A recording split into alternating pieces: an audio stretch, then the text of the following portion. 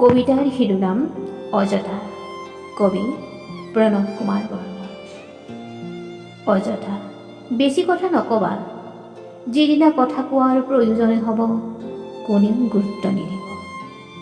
অযথা বেছি মৰম নকৰিবা, যিদিনা কাৰোবাক সঁচাকৈয়ে তোমাৰ মৰমৰ প্ৰয়োজন হ'ব সিদিনা তোমাৰ মৰমক তেওঁ অৰ্থহীন ভাবিব।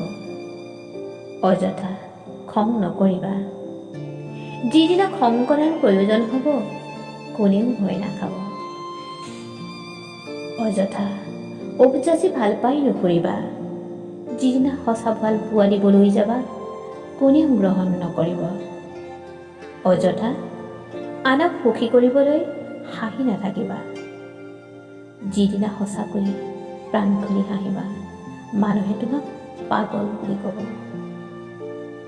অযথা অনবৰত আনক সন্তুষ্ট কৰিবলৈ নাযাবা, তোমাৰ অসন্তুষ্টি কোনেও কোনো কালে নুবুজিব।